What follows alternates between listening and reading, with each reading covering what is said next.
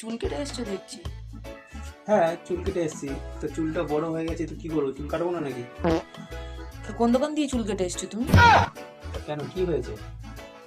আমি জানি তুমি ওই দোকান দিয়ে চুল কেটে এসছো না। ওই পাশের দোকানে চপালিটাকে দেখতে গেছিলে, ওই চপালির দোকানের পাশে চুল কাটছিলে। চপালিটাকে খুব পছন্দ হয়ে গেছে তোমার, আমি বুঝতে পেরেছি। আজব পাবলিক তো। যদিও বা যাই, তো কি হয়েছে? ভালোই তো, ওই চপালির বাড়িতেই যাই। আমি রান্নাও করি, আর খেতেও দেবো না, আর আমি নিজেও খাবো না। তুমি যাও ওই চপালির বাড়িতে। তুমি বিশ্বাস কেন করছো না? আমি ওই দোকানে যাই না। সত্যি সত্যি, শুধু শুধু তুমি আমাকে অবিশ্বাস করো। এরকম করলে হয় বলো? তুমি যাওনি তাহলে চপটা নিয়ে এসছো কোন দোকান থেকে? কি করে চপটা নিয়ে এসছো? আমি জানি, আমি বুঝতে পেরেছি। ওর দোকানে চপ আনতে গেলে তো তোমাকে তো ফ্রিতে দেয়, পয়সাও নেয় না।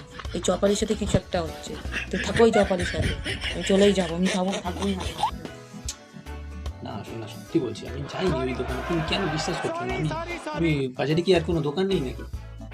আমি তোমাকে ছুঁয়ে বলবো, সত্যি বলছি, শোনা, আমি যাইনি ওই দোকানে। বাজারে কি আর কোনো চপের দোকান নেই নাকি? তুমি এত অবিশ্বাস আমাকে করো? সত্যি? তুমি সত্যি কথা বলছো? তুমি যাওনি চপের দোকান থেকে চপ নিয়ে আসেনি? আমি সত্যি বলছি, আমি ওই দোকানে যাইনি।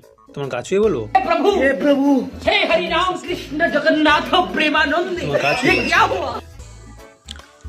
পাতলেও দোষ, না পাতলেও দোষ, চপ আনলেও দোষ, না আনলেও দোষ। আমি তাহলে কি করব?